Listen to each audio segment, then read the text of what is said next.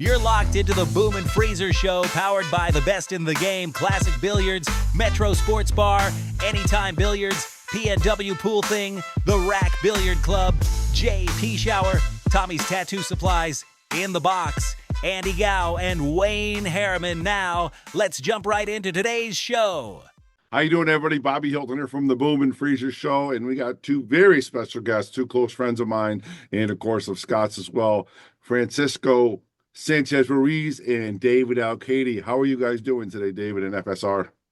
Hello, amigos. How you doing? Yeah, we're okay. We are like in holidays, but we're having fun. Yeah.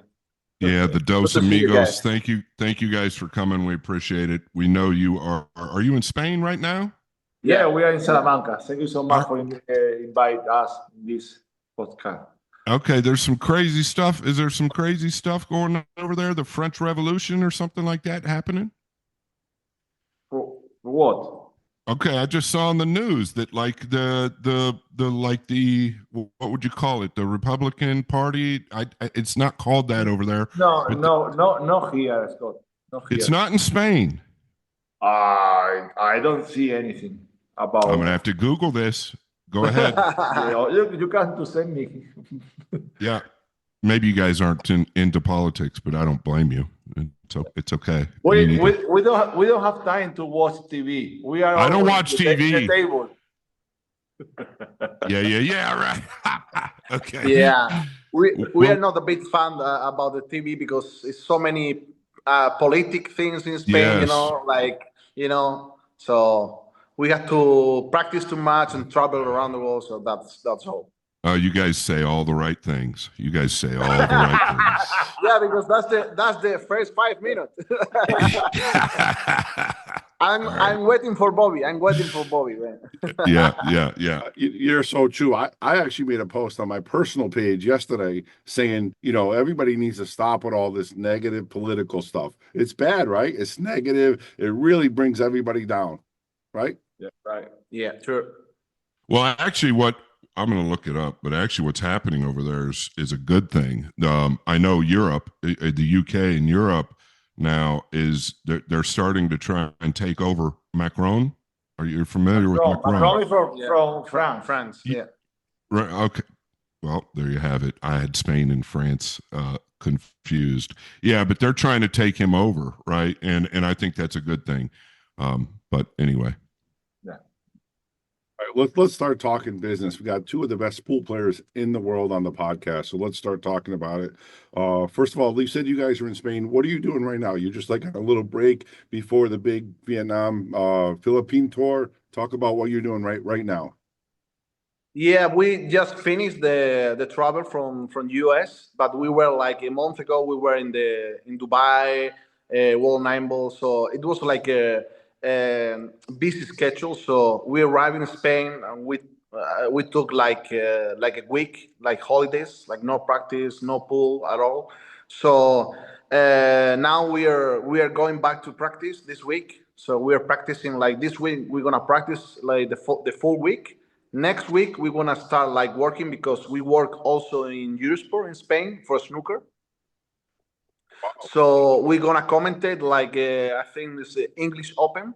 They're gonna start on Monday until Sunday. Then the week later we're gonna go to Asia. Well, that's Scott. They're going after your job now. Yeah, well, they can have it. They can have it. I'll go fishing.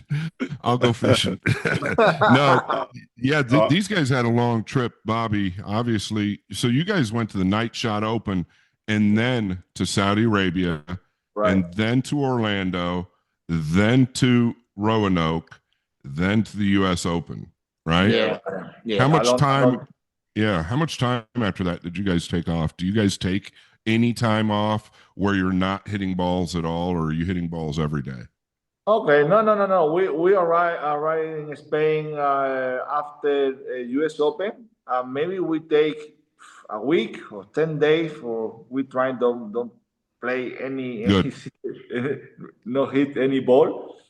Just stay time with our family, some sport, good food. Spanish food is the best.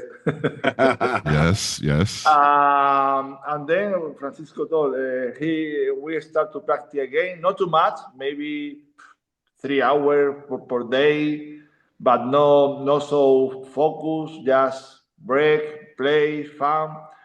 1 week before we leave to Asia, to Da Nang, Hanoi, Filipina, is when we start to practice more serious. When you have the possibility to play for another top player for practice. This week is so intensive. We give our 100% and we are ready for the tournament. I like it. Yeah, so I think it's like we don't like so much when we have like a busy schedule, like to practice a lot. I think you need to take some rest. Because you need motivation. I think that's the most important. If you are playing a tournament, then you come back and you practice like 8 hours per day. I think for me don't make sense. I mean, you need time to recover. I fully agree. I was talking to SVB a little bit more about that. He's starting to realize at the age 42, 43 years old that you can't practice in between every single match all day long. It's going to slowly, our bodies change, times change, we get a little bit older, and he's starting to realize that as well. And I think it's healthy to get completely away from it when you have such a busy schedule. I think it's very healthy to get completely away from it for some good time. This episode is brought to you by PNW Pool Thing Stream. They're out of the Northwest. Jesse Johnson, good friend of mine, is the owner. They're doing great things up there in the Northwest. Their logo is one of my favorites. It's a Sasquatch. So do us a favor. Follow PNW Pool Thing Stream up there in the Northwest. You'll absolutely enjoy it. Thank you guys so much. How do you decide what you want to do? Like, obviously, our good friend Jonas is in China, right? Yeah. What makes you and him decide to say, I'm going to take a week off, or he says, I'm going to go to China? How do you decide that? I think that was the reason we were talking about the take some rest,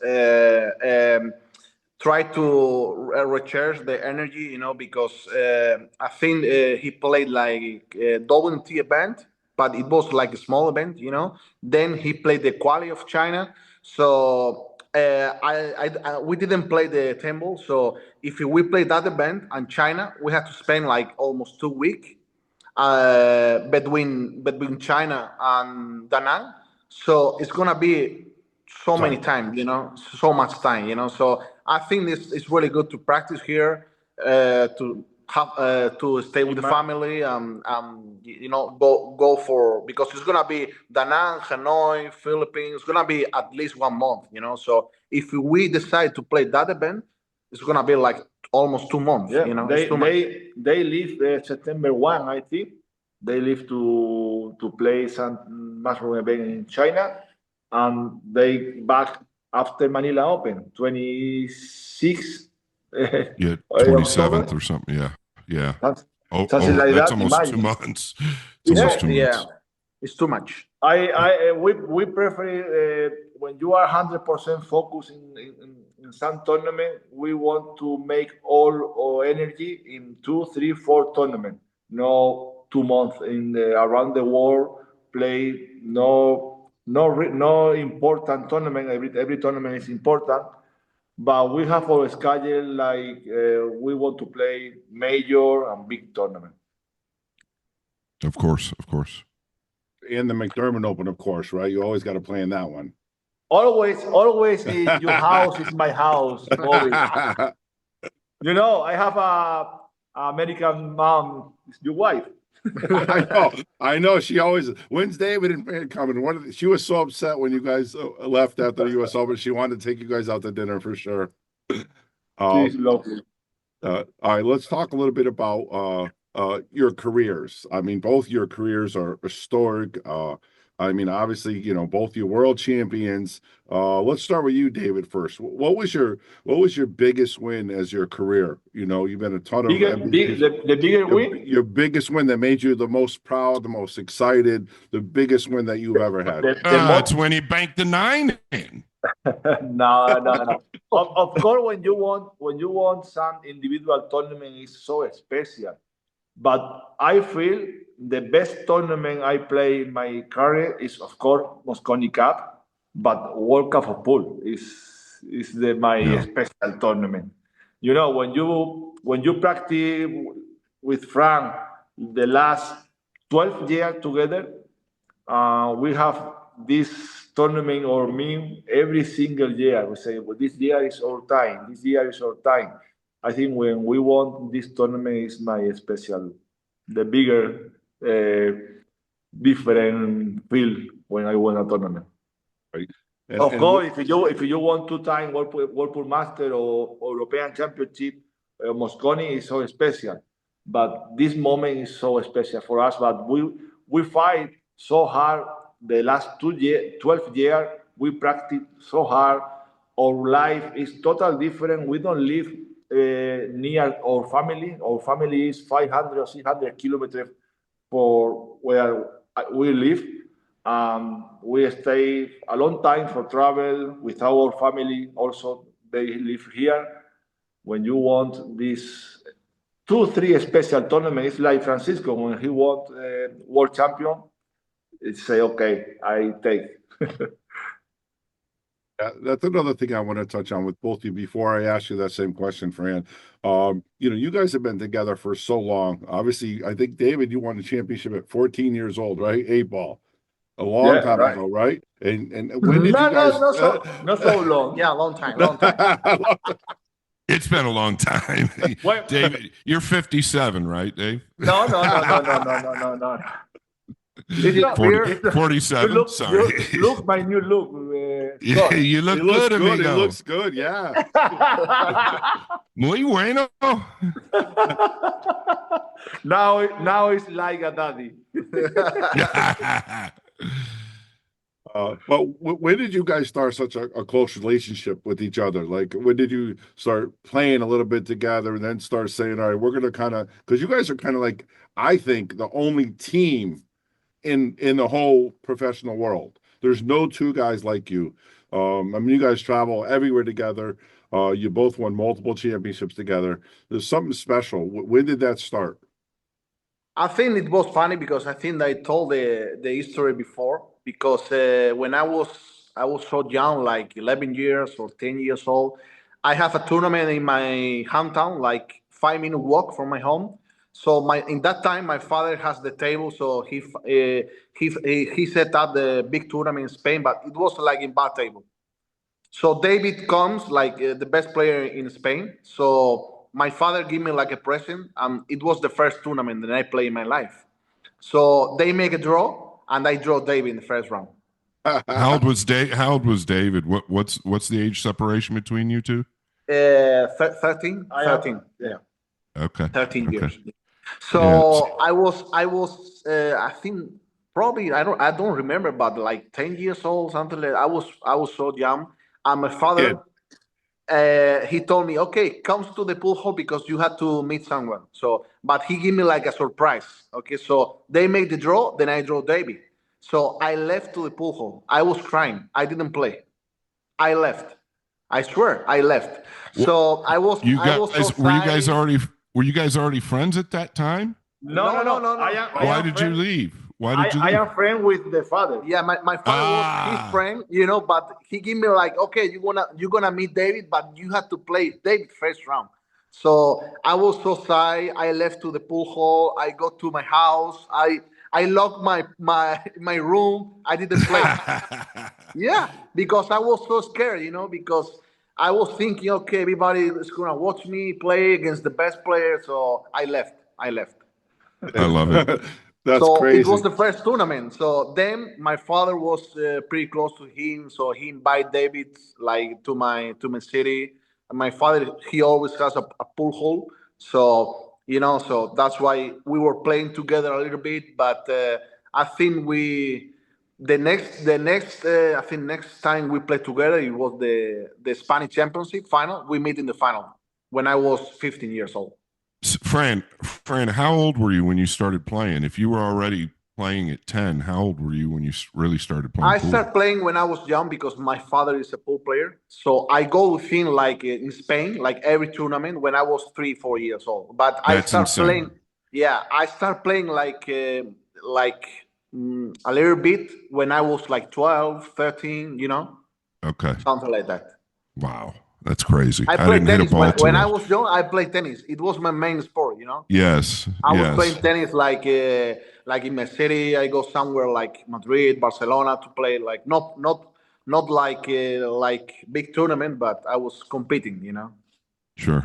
Wow. How about That's you, amazing. How Yeah, about you, but David? Scott, imagine when we was Euro Tour, some tournament in European, Yeah. Yep. the father pick Frank, Yeah. take the car, make 400 kilometers go my town, Malaga. I'm from to Malaga. Only we travel together.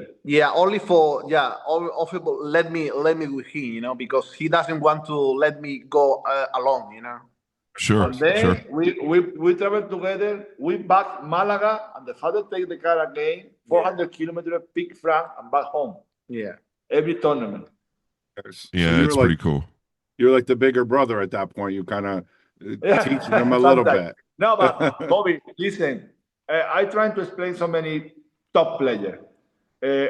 The last 12 years, I think our level go up, but it's about we don't have any yellows if he win or I win. Of course, we work like a team. But if we play together every single day, our level go up. Absolutely. Absolutely. It's a dream. That's a The dream. top player, they don't want to practice for another top player, maybe thinking about maybe he beat me in 1 month, in 2 months. But they never thinking about my level go up the same time with him. Yeah. There's nothing better than you two growing up together. Really. I mean, I think that that's as good as it gets. Yeah, because maybe sometimes one of us can feel like weak a little bit, and the other guy take that's I think that's the most important when you practice together and you And travel at this around. at this stage, you both know that this sport is more mental than it is physical as far as when you're not on the table, right? So if one of you are down, the other one's going to quietly help you, and I think that's vital because this can become very draining physically and emotionally. So that's why the other one's there really in the long run, I think, which is great. Yes, especially because we were talking about the situation so much. I think the pool is so unfair, because sometimes you are playing the best and you lose, and sometimes you don't play like so good and you make like a big success, So it's like something you have to told. We told every tournament we told about that, But we are competing so many years, so we know what's going on, Sure, of course. You know each other. You know every inch of each other, which I think is great in the aspect of being able to help each other and lean on each other in every event. I think it's, and like Bobby just said, nobody else really has this, and that's a special thing. Not to mention you're both pretty good guys as well. Thank you, Scott. Thank you. But yeah, it's definitely special. Like I said, luckily for me, I'm fortunate enough to see it firsthand when I travel with you guys, and there's nothing like it. Like I see one of you guys have a bad set, and then you guys go talk about it, and then we go eat, and you come back, and everything's good. You know what I mean? Or you're both playing great, or even if you're both playing bad, you guys feed off each other, and it makes you guys, I think, better in the long run, right? You know, Bobby, about Jonas. He is so young. He has a lot motivation. In every tournament we try to explain. Sometimes you feel I play so good. Why I lose like 64 or loser qualification? And sometimes you don't play so good and you go last 8. Right. I say so many people. Pool 9 ball right now. You can to win world champion, and in the next tournament you can to lose in the first round.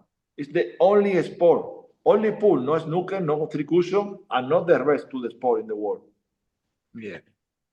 Well, the biggest thing is a lot of times you don't have an opportunity to really defend yourself. A guy doesn't have to break and run 5 or 6 racks to beat you. He can control the table. He can leave you snookered after a three pack. I mean, it's a tough sport when you don't get to defend yourself a lot of times.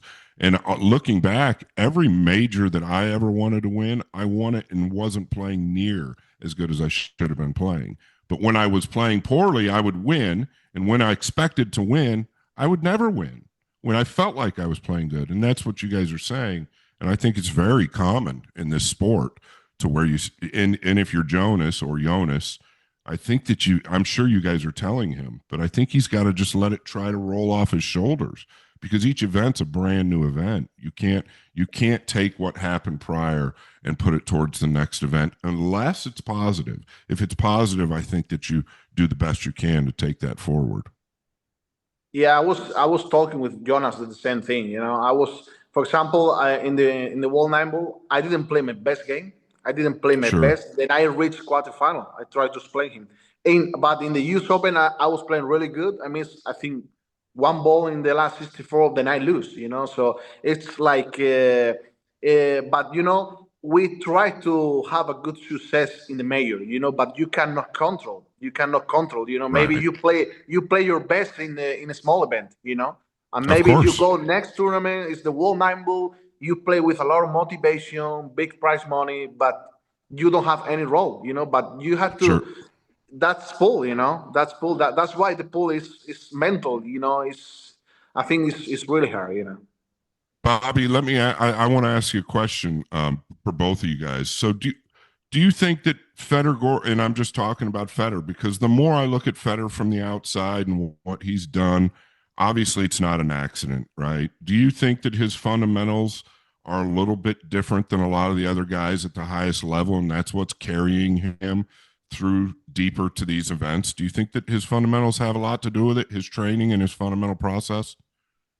I think like Federer technically is I think for me is the best, you know, because his technique is really good. I think it's helped him a lot, you know. But I think that's also the momentum, you know, because I felt that momentum before, you know, like I was playing, I didn't care about the success, but I was playing for fun. Then you know, then I have no pressure.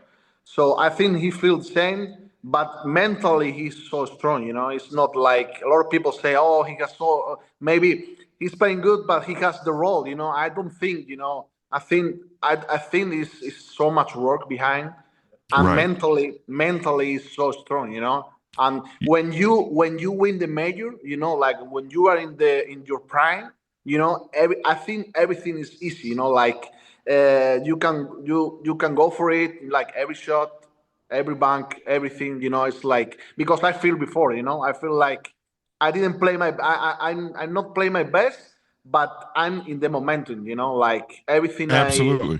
You know, it's about the momentum, you know. And you had a historic run. Obviously, you had a historic run, but with Federer, I think he's only 25. I'm calling it now. I think we see Federer deep in a lot of majors, like semifinals, quarterfinals, finals, for many, many years to come, due to his technique, due to his training. It's just a little bit different. You're more of a natural player, Fran. You're more of a natural player. You're a pace player, right? There's nothing wrong with that. That's great.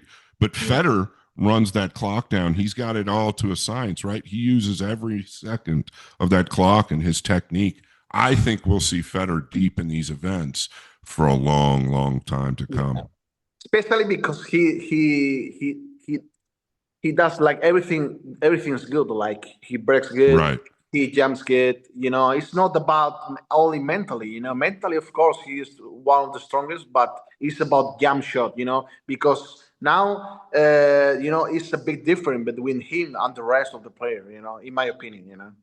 And credit to you, by the way. We've got to give you credit. FSR, just for people, if you're listening, he's the one that really patented that cut break. You're the one that started it. And I think that that's also what gave you a lot of momentum, right? I mean, the level of play now is just, it's absolutely stupid.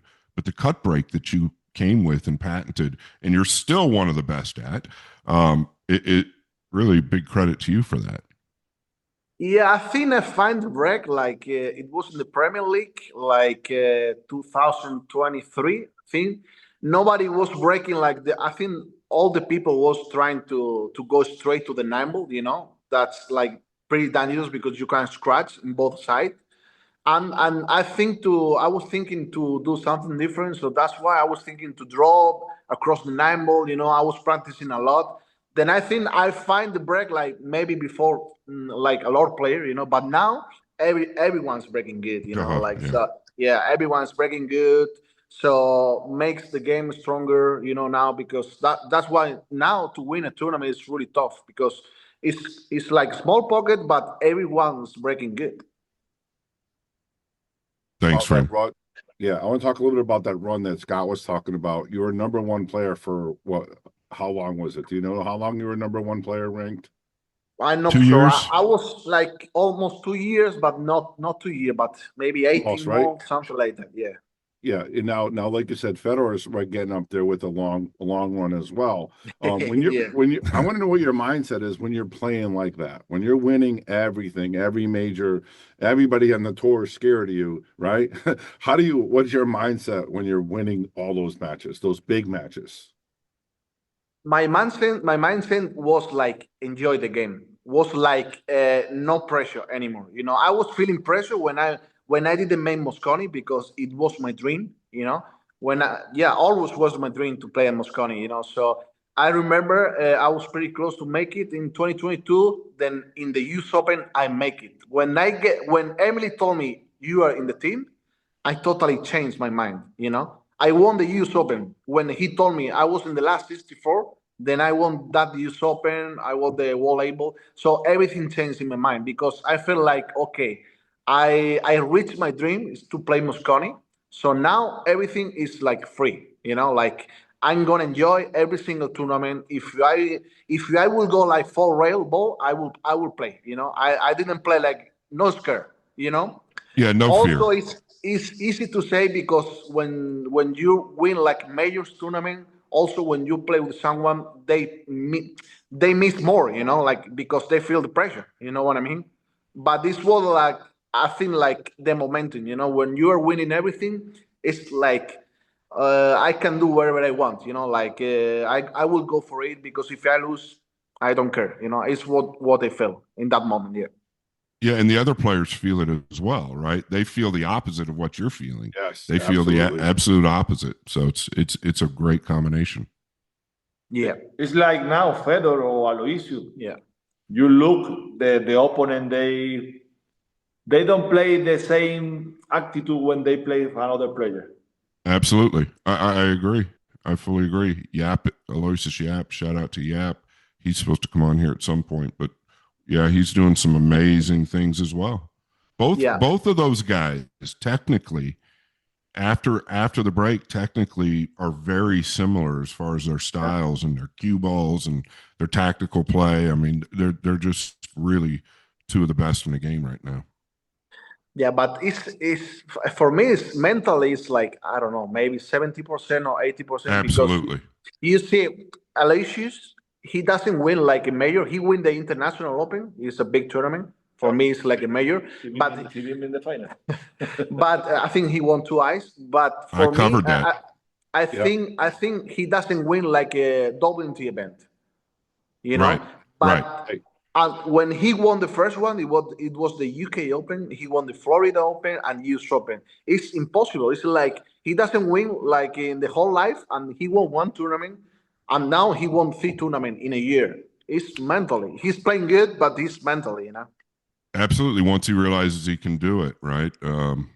We can all relate that, right? It was for me when I beat Efren the first time playing even for money, right? That opened. It wasn't a lot of money, but for me it was the biggest moment in my career because I knew once I did that, everything just opened up. The floodgates opened up. So yeah, it's so mental. The game is so mental. That's why it's powerful for you two to be together. In my opinion, in Bobby's opinion, in most people's opinion, because you can carry each other for a long time.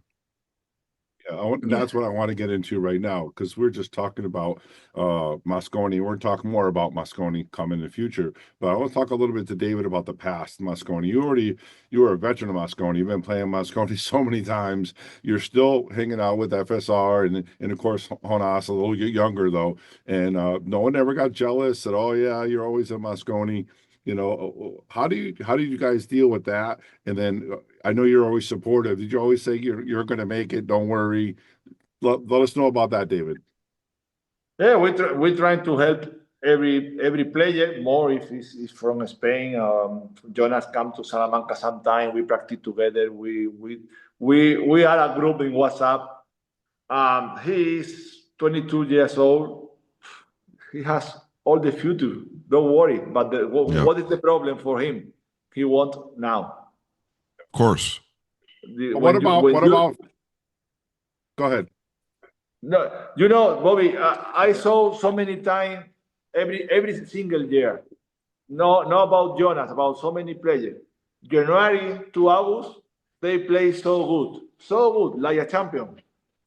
When they start to think about, I have chance to Mosconi, their level go down. But they go to the tournament, look in the opponent, look in the point, look. You are so good when you are 100% focused in the table.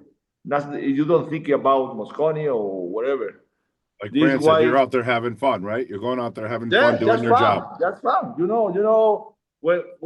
When Jonas or so many players don't thinking about, I need this, I need that, whatever, I want to play, they play much better. How about Fran? Like I said, Fran, he didn't make Mosconi until what? You said 2023? Yeah, I think that's easy to say. Don't thinking about Mosconi, but I will tell you, I was thinking Mosconi every single day. It was in 2022. Because I was pretty close. At least I think in January, that year I won the Derby City Classic. It was the first event.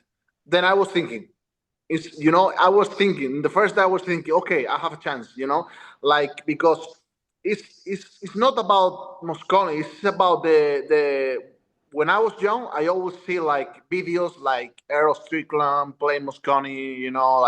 It's about illusion. So I think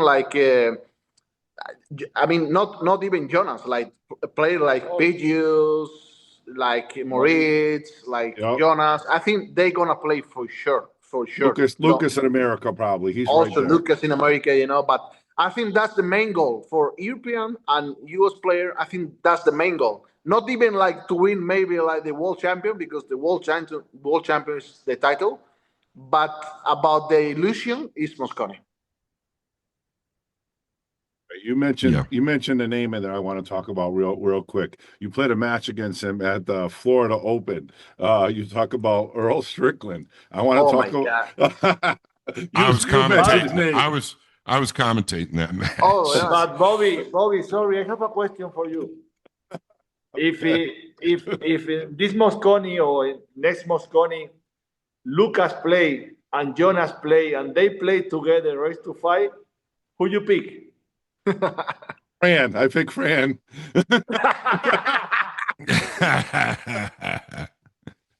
For sure, Bobby's gonna left. Oh man, I wouldn't know what to do. That's I get the shirt half USA and half straight in the middle. Yeah, half and half. Yeah. Let's talk about Mosconi. Talk about Mosconi, Earl Strickland. Let's talk about that match. Is that the first time you played Earl? Probably not, right? No, I played with him the first match I played with him, it was Premier League 2023. Where in Jason's room? No, it was in London. In London. When was Jason's room? Is that 24? 24. They go to that one. Okay. Though. Earl didn't go to that one. Yeah, Earl didn't play in 24. 2023 was in Leicester. I think it was London, Leicester. What in England, but in Leicester. So I flew from Vegas to Leicester. So I just arrived and I had to play. Earl in the first round. So I had time just to take a shower, go straight to my match. So in the second rack, he missed the 9 ball and look at the ref and say, "Oh." He look at me and say, "Oh, you move." And the ref say, "No, he wasn't moved." And he say, "I know, but I thought he's gonna move." So that's on camera. It was the first time I played Earl. Second rack, it was crazy. But in Florida was crazy as well. He came to the chair and say, "Okay, let's switch the the seat, but we can't because it's by ranking. In Macho it's by ranking. You sit Yes. in the left and right by ranking and wherever. But finally, it was so funny. He say, I will not play. He say, Marcel, I will not play. And Marcel was in trouble, and he looked at me and say, Frank, can you change? I say, okay, I will change. But So anyway, we kept hearing that Carl and I were doing the commentary of that match, and we had the headsets on, and there's a mic over the table, right? So we could hear the conversation, and we were just, it was pretty funny if you watch that whole match. But at the start of it, I don't know if Matchroom plays that. They might have cut that all out when they put it on YouTube.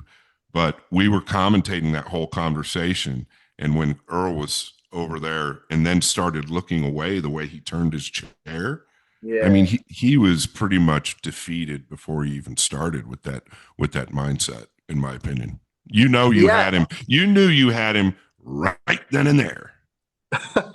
It was tough for me because, I was leading like 5-1 or something like that. I was thinking, okay, I will have no problem.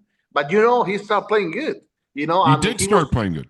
Yeah, he was talking every shot. He was telling me, like, you are the luckiest player in the world, like every single shot, So it was here, it's really hard because, if you play smart, he's going to miss like long shot or whatever because we are playing in this tight pocket, But he started playing good. I was leading 7-2 or 7-3. He came back to 7-5. I was thinking, Frank, if you lose that match, I will feel really, really, really mad for sure. Yeah, he's tough. People don't realize. Can you imagine how tough it was to play him when he didn't miss or when he played perfect?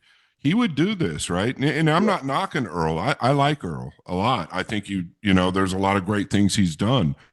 But can you imagine playing this guy? Well, I did, right? I played him a lot coming up, and he was just tough to beat. I don't think I ever beat him in a tournament.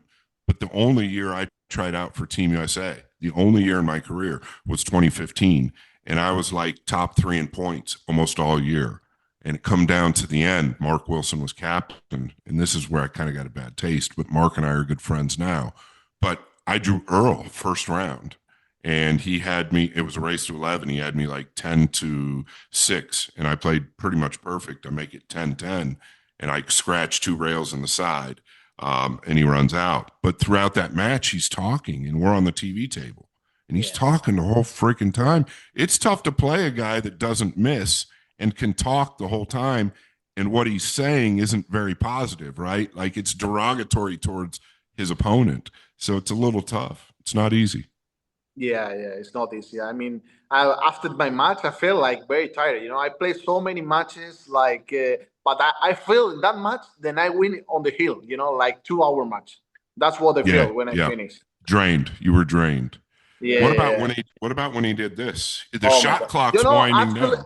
Actually, it was for Jonas. Because Jonas was on the crown. Yeah. He was looking for him. He was talking and he was doing that because of the light of the table. He was trying to loot Jonas. And I think he said something like, "Next time you will play, I will shark you," or something like that. I'm not sure, but he said something to Jonas, and Jonas was really scared. Dude, he had 7 seconds on the clock. He sat his cue. He sat his cue down on the table and started doing this. It's just that's Earl. Beautiful. Yeah, but it was viral. That. Yeah, it went. Yeah, it was crazy. Crazy.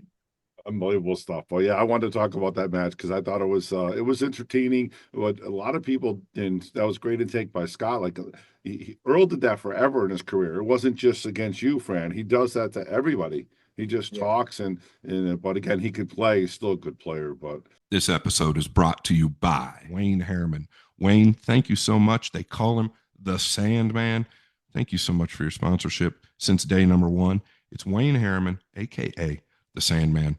Thank you, my man. Appreciate you. But let's talk a little bit about the Reyes Cup. Let's talk about that first. All right. Obviously, you can't get too much, right? Because you like what they did. They changed it now with 2 captains, 2 picks, and then 1 wild card. That's what they're doing now, right, Scott?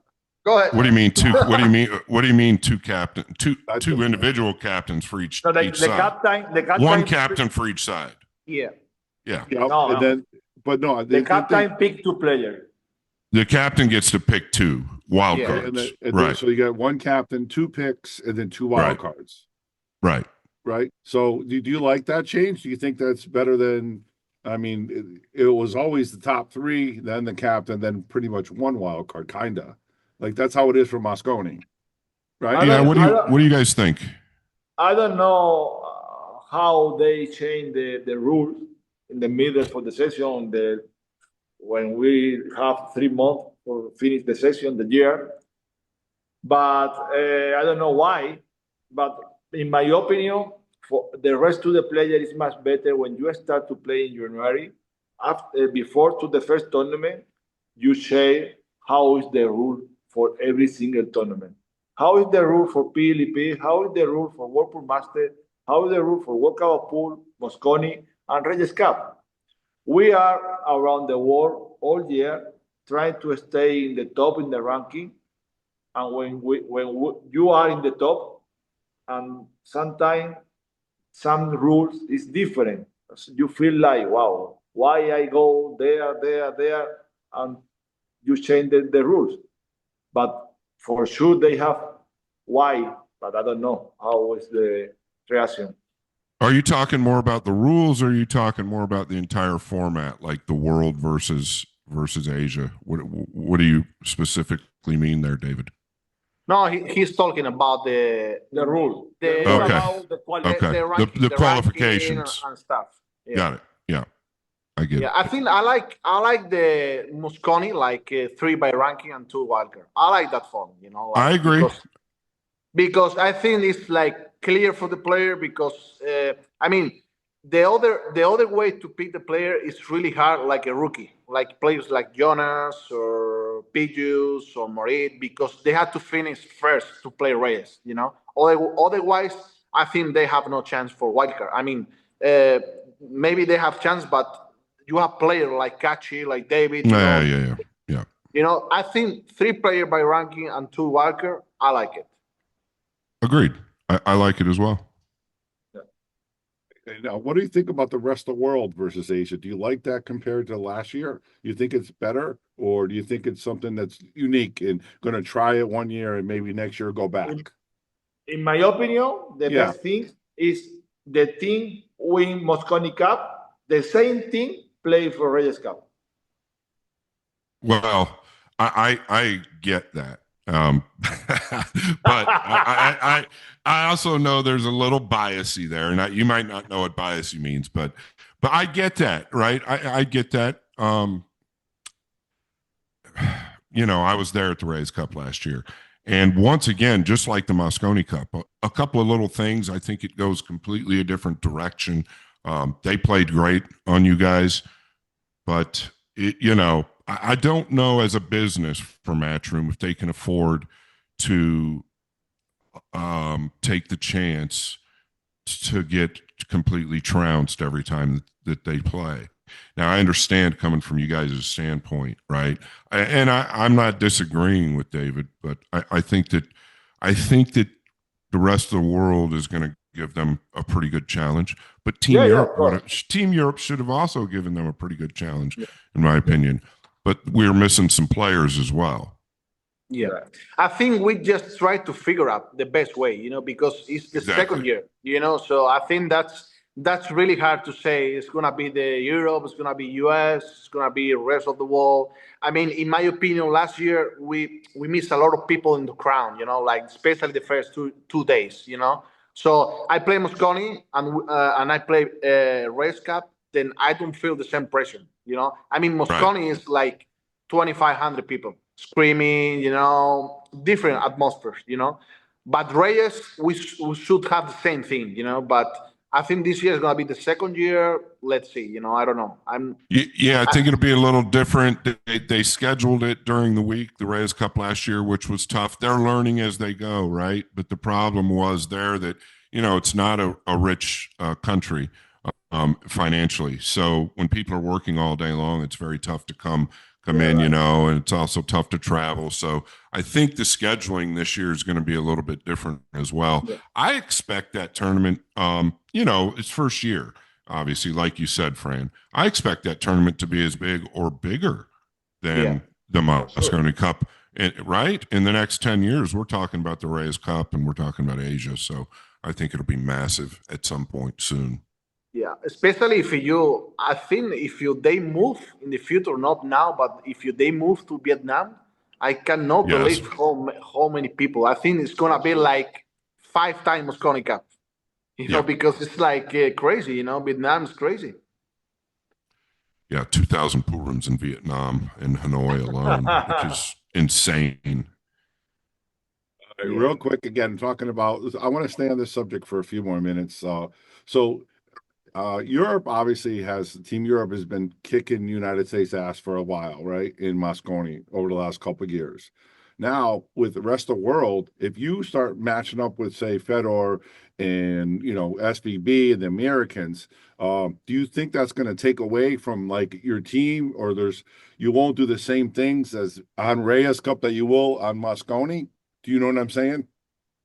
Yeah, I think I think, in my opinion, Mosconi, we feel like we are enemy, like only Mosconi, you know, like for a week, you know. Yeah. It's for the soul, for, you know, for try to make the team, we stay together, you know. But I think RACK Cup is gonna be different, you know. I mean, in my opinion, we played together the last 3 years. He played 4 years, but I played with him the last 3 years, and we make like we try to stay like for 2 weeks or 1.5 weeks, like a family, you know, like practice every day, go to dinner, go to lunch together. Like, I think this is something like that's really important, because last year we have no time in the RACK Cup.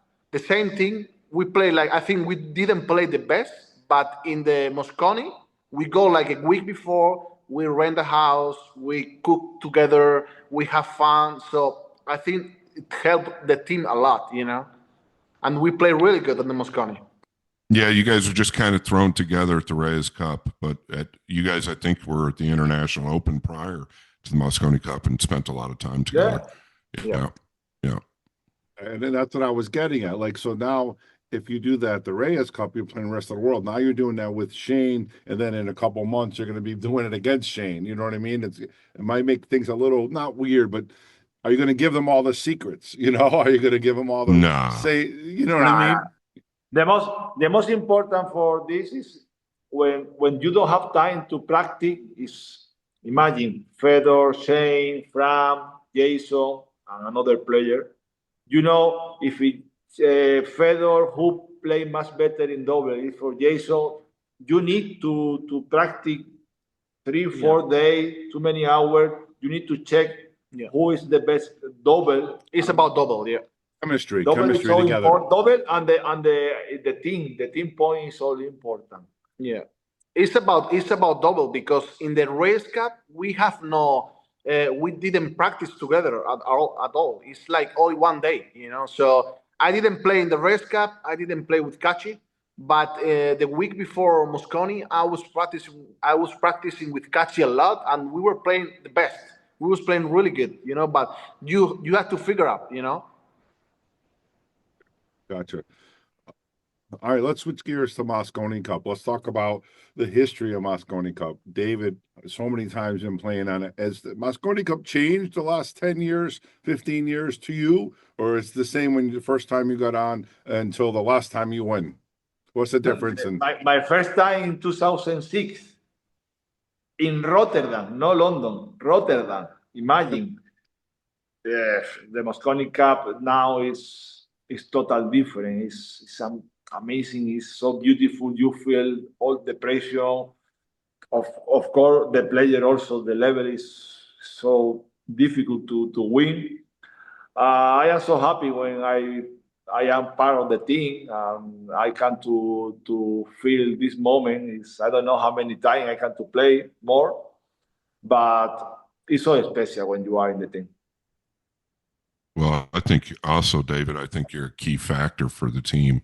You kind of are a leader in a lot of different ways. Obviously, a veteran, but I think you're a pretty big leader, and everybody looks up to you and everybody likes you. So I think that's very important. Yeah, right. Last year, Jason, we talked so many times. Of course, Jason is the captain. But he talked to me, say, David, I need you help in the team.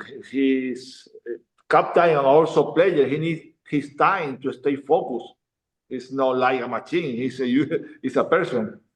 We work together, but it's so easy when you have in the team Kachi, Frank, and Mickey. Mickey is the rookie, but when you have this team, and we talk so many questions about first, second, third, fourth, and the last day, it's so easy for the finally say we go in this way. Sure. We win together, we lose together. Don't worry, but we go together. Yeah, That's and it's pretty obvious. Yeah, it's a great attitude to have, and that's what I feel. I think USA misses that a little bit. You know, I think we need to get together as a team a little bit better to obviously rival what you guys do, because you guys have it on the highest level. Not only do you play the highest level, but you have that chemistry together. You agree, Scott? Yeah, I don't talk about it much. I've got my own thoughts about it. But there's no doubt that some egos need to like be leveled out once the Mosconi Cup comes around.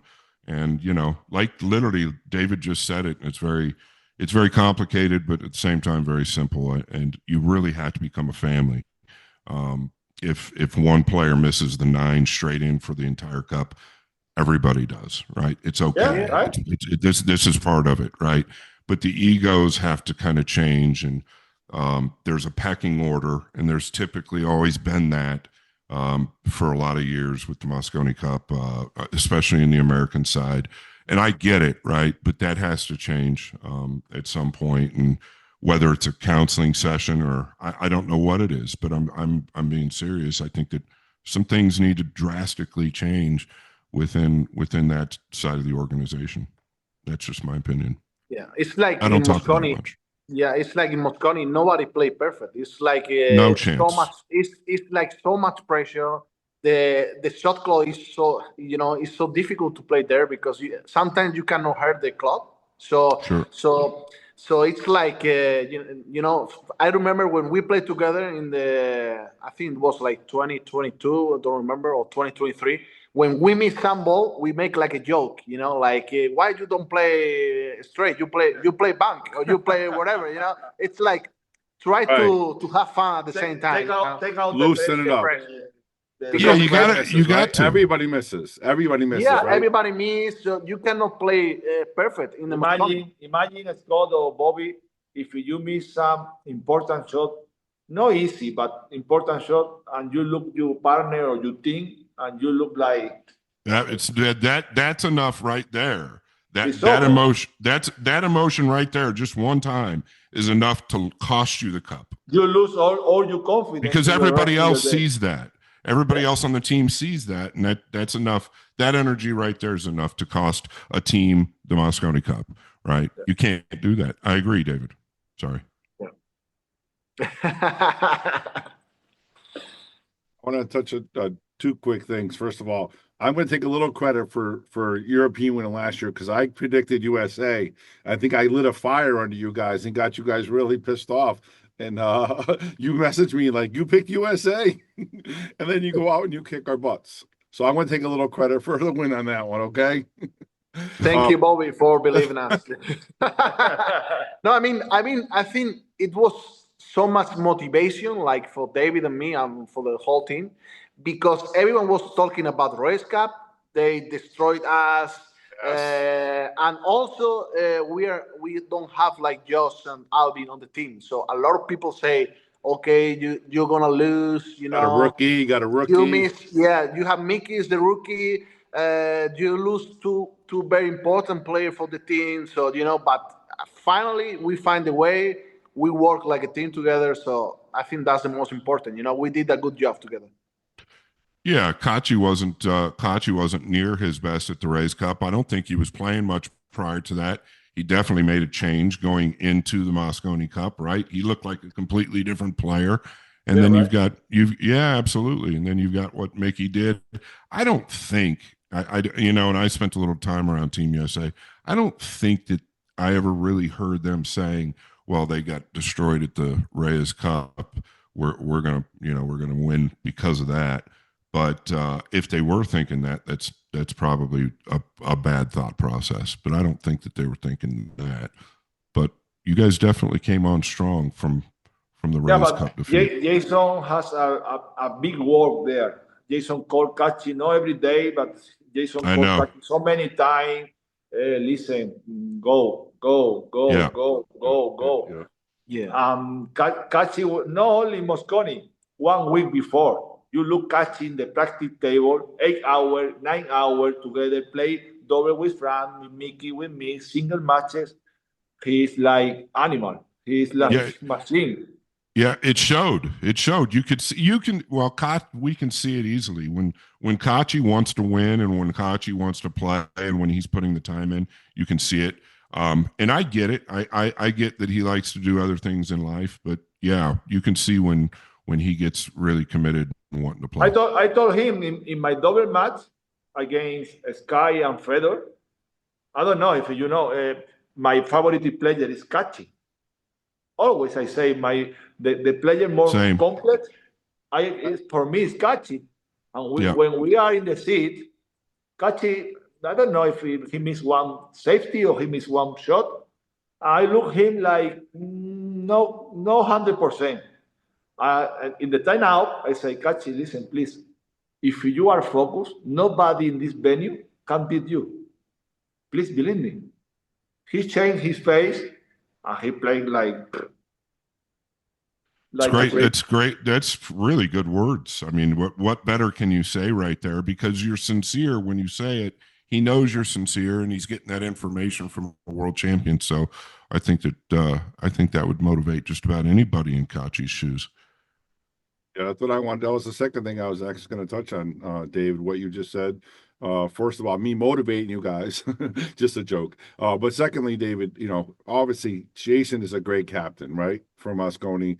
He's absolutely magnificent. But I noticed it, especially, maybe last year from your MVP and then this year, I seen you taking that role and helping everybody out and talking to people. I can see it, was it just the last couple of years you decided to help out a little bit more, or did Jason ask, or you just something naturally that you're doing to really feel your presence, even not playing? Did the translator get here yet, guys? In the last question, I need to translate. All right, so the last couple of Mosconis, it seemed like you're helping more, like helping Jason, helping the team. What did something happen? Of course, it's about also the years. I am 46. I total different player when 10 years ago. We mix so good when we work about not in the table, without the table, about the rest of the team. When he need to stay in the practice room for the rest of the player, I am in the seat with support for the play in the venue. We work too good together.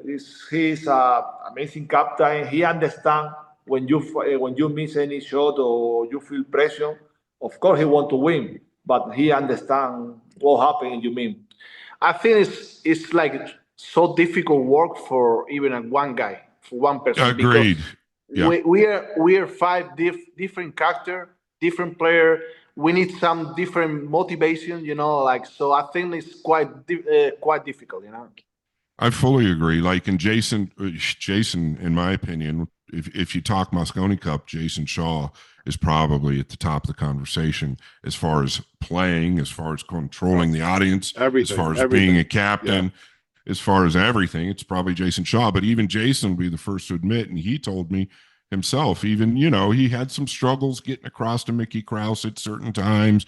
And I was there, obviously, but you can't be everywhere at one time, even if you're not playing, right? Even if you're just the captain and you're not playing, you can't be everywhere at one time and taking care of every single player and being there for them every minute. So you got to have a guy like Alcaide step up and and help. And I think that's major.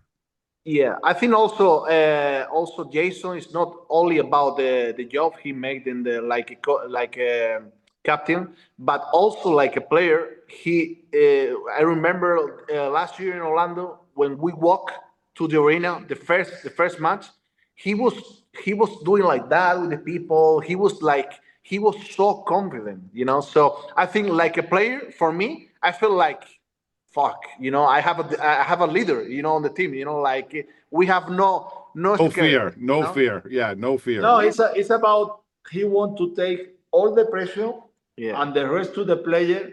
Relax, just play. Right. Which is I take the yeah. pressure. What about the year before? When he take all the pressure, he's another different player. He plays much better. Yeah. What about the year before in Ali Pali? What remember that set he played where he's talking to the entire audience? I can't remember which player he played on Team USA, but he's talking to the entire audience, and he made one of the most incredible outs I ever saw. On every single shot, he's looking up at the audience like, come on.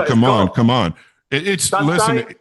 Yeah. Sometimes I need to tell him, Jason, shot clock. Yeah. Sometimes they say, Jason.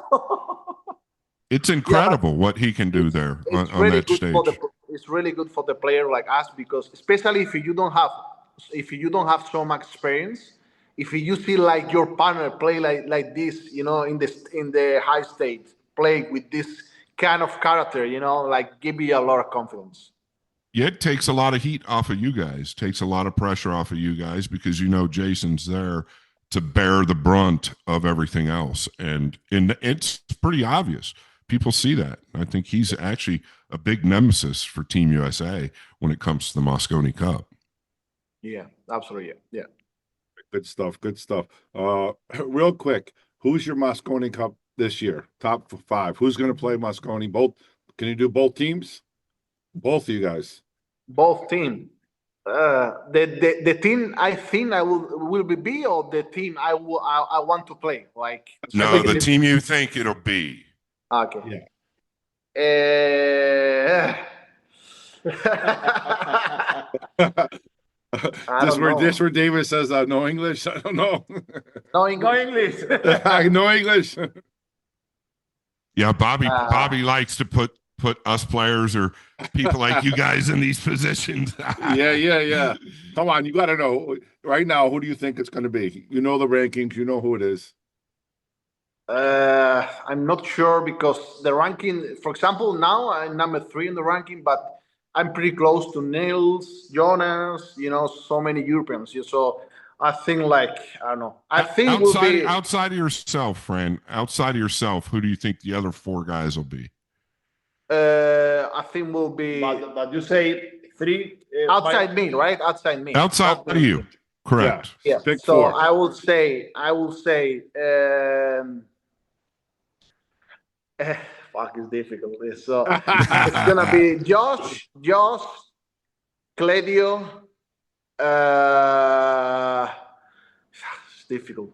I want Jonas, the first one, but Niels has the experience, you know. So, but I think Jonas, Jason, and maybe Dave and me. I'm not sure. Like a wildcard. 2 young guns, huh? Yeah, I like Cledio and Jonas. So yeah, 2 young guns there. Cledio, oh boy, my goodness, he's really he's pretty close by ranking. You know, I think he's pretty close. He's number 2. He's over me like more than 10,000. So I mean, some European need to win like a win or final or something like that. You know, so and especially now in Asia, it's gonna be really difficult. You know. About America. What about top 5 in America? You have an idea? America. It's so easy. No, I think it's gonna be Fedor, Shane, Skyler, Tyler for sure by ranking or wildcard because I think he deserves because he always played good on the Mosconi, and I think the last one maybe Lucas. Yeah. He's up by 9,000 right now. I think I'm not sure if he has a chance for wildcard, but I think anyway, if he doesn't qualify by ranking, I think he deserves a wildcard because he's playing good. He's playing good. He's pretty close, Yeah, no, he's right there. So let's say number 3, Lucas, and wildcard like it's gonna be Skyler, Shane. Yeah, like I said before. Yeah, Tyler. Okay. Tyler. Yeah. Yeah, good. David, you picking the same team? What are you picking, David? I pick by rank. I want to pick by ranking. It's easy right now. Is just Cledio and Frank. For me, it's perfect. Yeah. The 2 wild card, of course, one is for the captain, for Jason, and the other is for Niels, maybe for me. It's a tough pick. We got. I mean, if you got to pick between, if you got to pick between you, also, Niels, Jonas, I mean that's a tough field, right? Yeah, but I don't say Jonas. But Jonas has only a chance if he qualified by ranking. Yeah. Not about the wild card. In the wild card, normally the rookie don't have chance to the wild card. Right. This is why I say about the ranking right now. If Jonas win Danan or Niels or me, the ranking is totally different. I think will be different if you the third spot by ranking, because if we have 2 rookie on the team, you need like strongers, like a wildcard, So let's talk about the youth of the game, right? You got Calidio, Jonas, Lucas, still younger, Moritz. What do you feel about this young group of players that are coming up between the ages of even Felix Vogel, 20? Well, 20 AJ Manis, AJ Manis. Yeah, a bunch of young guys. What do you feel about those? What do you feel about those guys in this sport? Not Mosconi, just in the sport. These young players coming up. Yeah, they are coming stronger, because we changed the pocket side. We are playing tight pocket, but these guys looks like makes the game easier, because if you see the way they play, they make every single ball, I think that's what we need, on the tour, because the new generation coming and all. So I think the level now is so strong. The young guy from Indonesia, Albert Januarta, he's playing yes. Yeah, he one of my favorite with one of the toughest field, and the way he plays is looks like easy, He looks like he's been playing for 40 years. He's such a mature player for 7. Is he 17? Or is he 19? No, 17. I think 16. 16. Yeah. Yeah, but I know he's a junior, but I think the new generation, the new generation, he could be a junior. Yeah, no, but I look. It's unbelievable. I look him and say, "Wow, amazing." Yeah, when we saw him in Saudi, that's really where he stood out, because I kept watching every match he played. It was something. I mean, I don't even know where he came from. Did you guys know Januarta prior to Saudi Arabia? I met him. I know he's from Indonesia. Yeah. Yeah, I met him like 2 years ago. He was playing in Indonesia, but he was playing start playing like a professional. But in less than 2 years, he reached the high level. I don't know, because it's so difficult. You need at least like 3-4 years. To stay around, win some matches. But this guy grow up so fast. Yeah, his brain. He's so mature at the table. His brain. He just advanced much quicker than a lot of these guys. That's what I think is. And I'm not knocking AJ Manis. Sorry, Bobby, but I'm not knocking AJ Manis. But I do feel like AJ at times is a little bit. I don't know what the term is, but he's just a little bit quick, maybe a little bit loose at times. I think he's young is so talented. Right? Yeah, he's just not quite as matured on the table as like a Januarta, in my opinion. Whereas a guy like AJ Manis, in my opinion, has the abilities of one Josh Filler. I think AJ Manis is so talented, but the other guy looks like he has like 5 years experience more than him. It's absolutely. It's like the different. Yeah, right. Yeah, Januarta actually looks a lot like Yap. Over the ball and on the table. The more I think about it, because I've watched him play a lot, just so seasoned. Yeah. All right, Fran, let's get back to you. All right. You won everything in the world, and you had that epic run, like I said, almost 2 years in number one. Obviously you said Mosconi was your trick. What was the one win that you said, I made it, or this is amazing? What was your biggest win? I think it was the US Open, because it was that year I won the Derby City, but the US Open, it was like incredible. I mean, like couple months later, I won the World 8 Ball at the World 9 Ball. But like a title, World 9 Ball maybe is the biggest one. Not maybe, this is the biggest one. But US Open is like different like different tournament, different feeling, So I think it was like crazy. Yeah. Yeah, what is it about the U.S. Open? Because I've obviously covered all of them as well, and like even this year, were you guys there towards the finals at all, or no? Were you guys around? No, we changed the flight. Yeah, we changed the flight, and we go one day before. Yeah. It was just so the atmosphere is always crazy, but there's something about the U.S. Open. First off, it's in my opinion the toughest tournament to win. I don't know why, but wow, what a tournament! Yeah, I think it's about the history, because when I start playing like a big tournament, I have the memory. I play like World 9 Ball. It was in Qatar.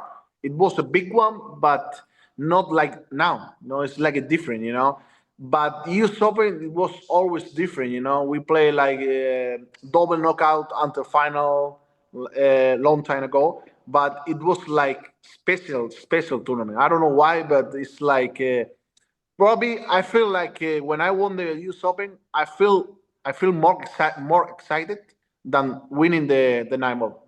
I don't know why, but it's like different. It's different, huh? That's what I get from a lot of people when they ask, even when I ask them before, like if they win anything, the one they want to win is they seem to say the U.S. Open seems to be the biggest one. So, but it's about also the green jacket, Yeah. It's everything, Yeah, but then when we go with you, you got to leave all the time now to go do your promotions. You can't hang out with us with all the champions, right? Yeah. This episode is brought to you by In the Box. That's Elvis and Neto, the owners of In the Box. And not to mention, they also made these awesome jerseys for us. You can check it out if you want one. The link is in the description. Thank you so much, In the Box, since day number one. David, let's talk about your biggest defeat. What was have you ever decided to say, you know what, I don't want to play pool anymore or something like that? You know what I mean? What's your toughest loss that you had over your career, your illustrious career? Toughest loss. I don't. ¿El qué? El que has perdido, tu partido más duro. No, el que has perdido que te ha jodido más. The loss that hurt the most. Maybe in 2006, 11-12 for Europe. I was playing against Cody. I lose this point. This point I can't remember. It's so hard for me. This is why when I was the opportunity to win the Mosconi in London against Shane Bulford, I thought about, okay, I have this chance again. Now is my time. VP. No. I got you. What about you, friend? What was your toughest loss that you ever experienced on the table? It hit you the hardest, where it made you sad or frustrated? Well, I have many. I want the worst one where you were so mad you just stormed off, or I think one of my toughest toughest lose, it was maybe Spanish Open, because I missed the 9 ball on the hill with all my people on the main table, so it was so tough for me, But in that year, it was like not, I don't feel disappointed because I was winning everything, It was 2023, so it was my best year, But I missed the 9 ball with all my people there, But it's crazy. It was against Oliver, But I feel more disappointed when I play with him like 2 years before in the World Nine Ball. I play in quarterfinal. Probably I play my worst match in my life, because I was thinking, okay, this is my opportunity to reach semifinal, So it was my mistake, thinking Yeah, about yeah. semifinal in the quarterfinal, But this lose make me more stronger because in that time I remember I called my friend. I was talking with David, with my people. I say, how can I miss one opportunity like that? It's so it's the opportunity of my life. I was thinking, but I was wrong, because you have opportunity every tournament, So I think that lose make me more stronger. Let me ask you both this. I never when I was playing my best, I never looked at the brackets or the draw. Now, I understand that typically when you're walking down a hallway or somebody's always going to say something, you're going to find out who you're playing. But were you both kind of like that though? When you're playing your best pool, you're not really all wound up into the draw or who you're playing, right? You don't look at that. I look when I play who is my next opponent or when or whatever, but never look if I lose where I go. If I lose Explain. again, if I lose against Frank, I Yeah. go lose a qualification against Scott. No, I Yeah. never look this. Yeah. Yeah. Okay. I That's am my focused point. in my game. Yeah. Yeah, me either. Because that's no point to check your opponent. Because what you can do. I mean, you have to play anyway. Like it's like I just think to win. If I lose, I will have another opportunity. I don't care who's the opponent. But I don't want to check the draw. Well, I think it can only bring negative thoughts, right? Yeah, Let's it's only let's negative thought. Yeah. Yeah, Right, sometimes when you qualify for the last 64, we go to dinner and we go to the room, go to sleep. I don't want to know to That's check right. who is my opponent in the last 64. When I wake Exactly. up, normally I wake up so early. When I wake up, take my phone and say, okay, I play 11 or 1 or 3 against this. That's Not to that's prepare, very not to smart. prepare. I think it's for young players coming up as well, right? They should think about that if they're not doing it already.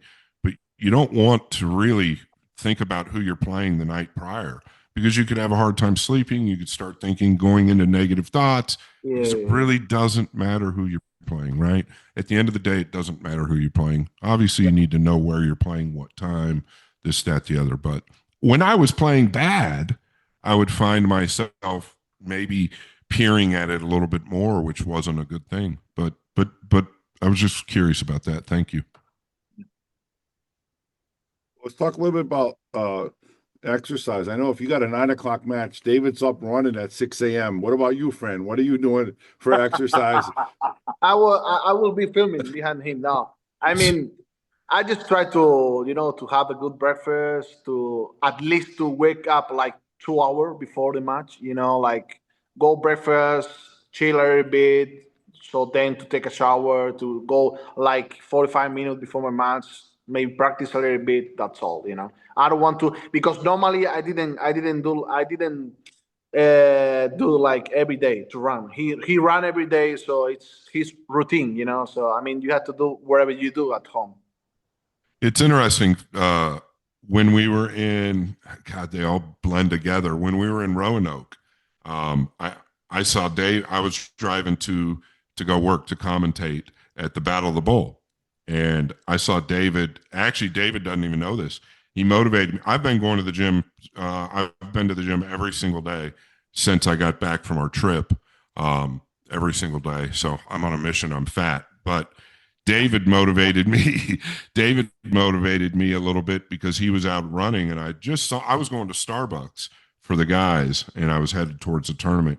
And David's like 3 miles from the hotel or 4 miles from the hotel. I don't know where he was, but I saw him. He didn't see me. I saw him.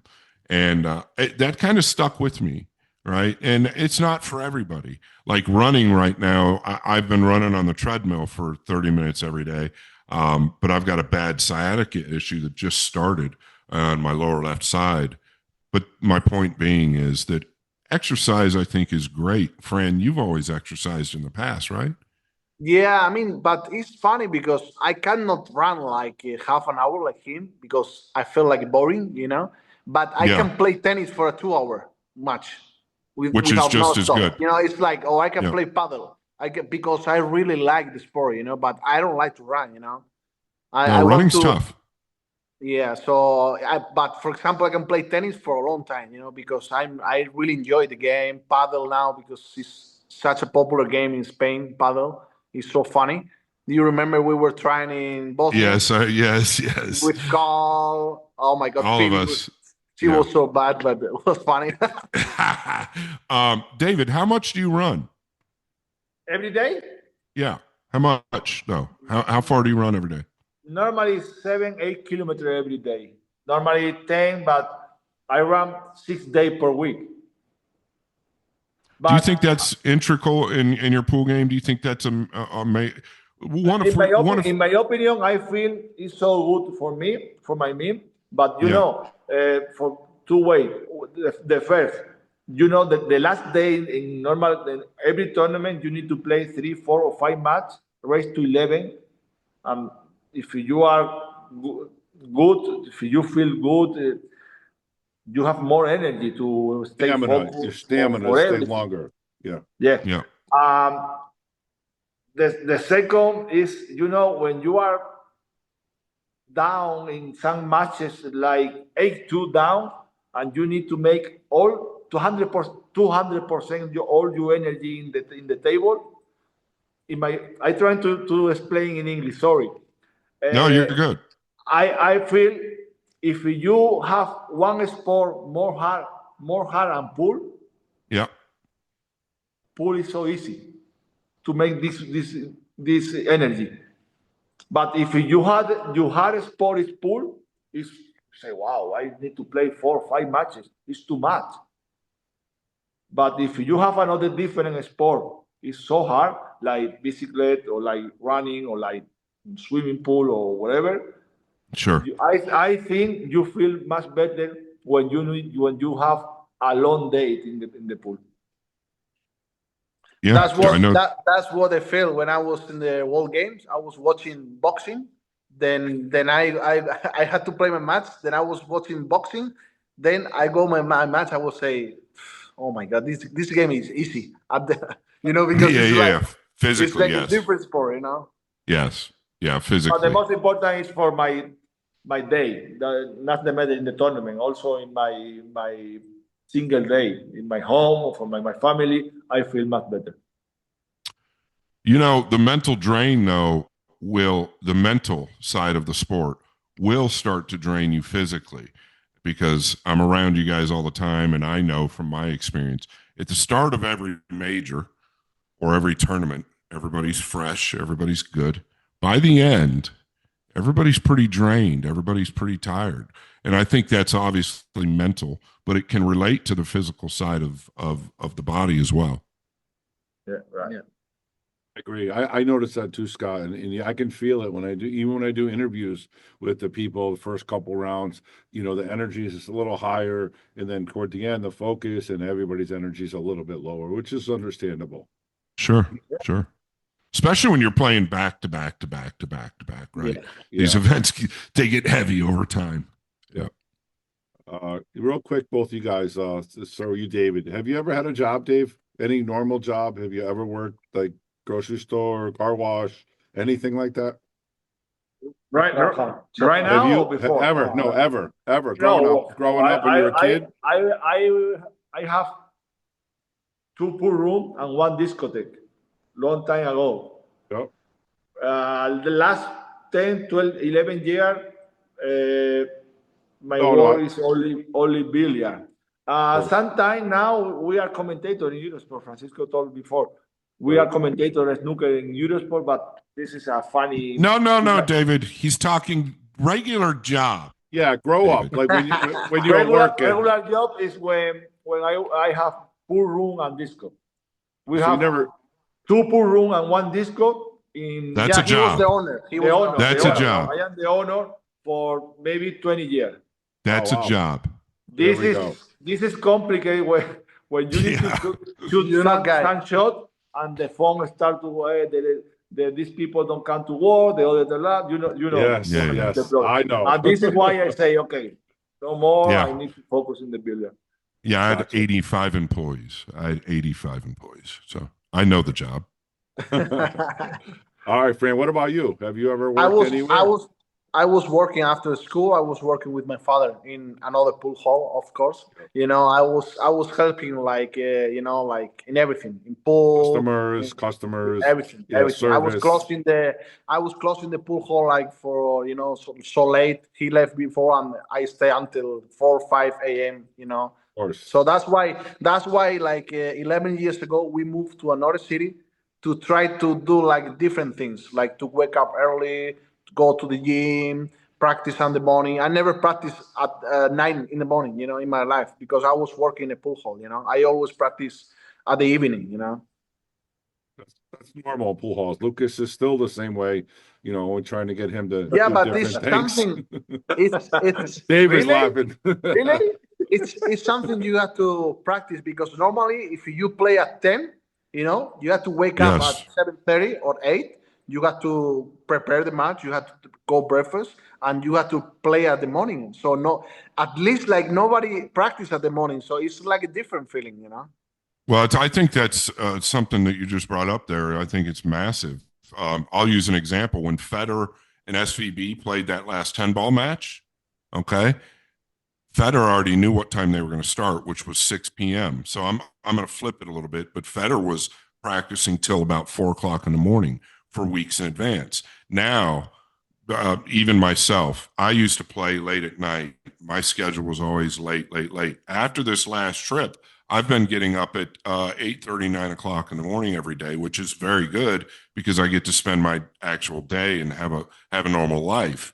For a guy like Lucas, I think it's an integral part of his future, and Jonas and these guys, right? I think you need to really work on your schedule, trying to go to bed earlier, make yourself tired by evening time, get ready to practice a little bit earlier in the mornings, because it's just not common for these guys in the States to start early. You understand?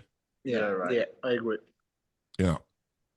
Right. That's your job, Bobby. That's your job. You got to get I've been Lucas. trying. You got to wait. You got to wake Lucas up at 8 a.m. I've been trying, every man. day. I can't. They know I've been trying. No English. They don't have to Not know. even- This is your job. Nobody else needs to know. This is your job, Bobby. Oh man, that's funny. What do you guys like to do besides pool? Now, I know, when you guys get to travel, and this is another question too, is being a pool player, it's pretty amazing, right? You get to go to see, like, you went to a soccer event while we were in Orlando. We've been to a Boston Celtic game. I know you like to do sports. Two questions is, one is, how cool is it to be a professional pool player and hang out and do those kind of things? And the second question is, what do you like to do besides going to sports events? But the I first think, one, yeah, that's a good point, because we work also in that point, because it's not when we finish to play, like in one day, we finish the competition, we go somewhere and we don't talk about pool, because it's like it's I think it's not good for us if we are talking about pool like 24 hours, So we have to try to make like some funny things, to go somewhere, to show like football game or basket or where every tournament we did, because it's really important, because talking about pool like 24 hours is like don't make sense for us. Very healthy to, in my opinion, for any sport, any pro athlete. Yeah. Typically the last thing they want to do when they're especially in the middle of an event, the last thing they want to do is go hang out and talk about pool. I think it's very healthy to get completely away from it for a certain amount of time. Yeah, because we played so many years, so we know what we have to do, So I think that's really important, to do different things, to don't feel like so much pressure, like everywhere. We spend like 1 month outside. If we are talking about pool, we don't gonna have like motivation in the next tournament, Yeah, you got to keep your mind off of it, completely clear. Just forget about it until you come back to it. Yeah. I'm going to give the Shark Stream a quick plug. So we earned with these guys hanging out, and we're at the Basketball Hall of Fame. And I got him, David, Georgie, Jonas, and we're all out there running around throwing the basketball up everywhere. It's kind of hilarious to watch. And that's kind of stuff that you like to do, right? You like to go enjoy life. Yeah, that's funny. That's something we were working also in Mosconi. The week before Mosconi, we were shooting guns, we were fishing. It was so funny, you know, because we made so many funny things to stay like a team. You know, I remember I was fishing. I never fished in my life. I was fishing with Kachi. He never fished in his life. It was funny. That would have been great. I remember the post. I remember it. Yeah. That's it was so funny, you know, but, you know, I think like it helped us a lot. Well, the next time you're in Iowa, Scott's going to take you on his boat, and he is the Well, I live in Arizona, Bobby. I'm sorry, Arizona. I'm sorry. What did I say? Arizona. Iowa. I'm sorry. That's all right. That's where you grow up. Yeah. So, but he said that he's an 850 Fargo fisher, and he said Shane's only a 620? 630. Shane's a 630. Fargo. I'm an 840. There's no, then that's being generous for Shane. Shane, a 630 Fargo. You guys could beat Shane fishing. Just give me a week. Just let me be your captain. Let me be your captain. In 1 week, you'll beat Shane at fishing. You pick the fish, and Shane take a picture. Yeah. Oh God! Thanks, Bobby. You're going to get me in more trouble. That's hilarious. All right. It's funny that you talk about like you want to get away from other things. I'm not going to mention any pool players' names, but there's a couple older American players that I've talked to over the years, and they literally can't talk about anything else but pool, right? That's all they talk about. And that's what you're saying. You need to get away to do stuff, because if you get one-minded, literally your whole career, you know what I mean, Scott? You know what I mean? You talk to some players, they can't talk about fishing. They can't talk about anything, right?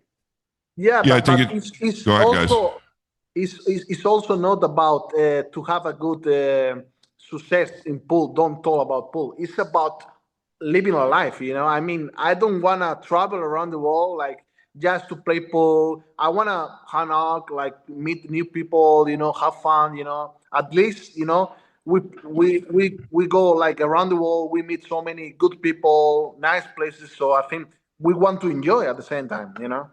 Yeah, absolutely. Well said. I think it's vital to have other things that you like to do. You have to. It's healthy.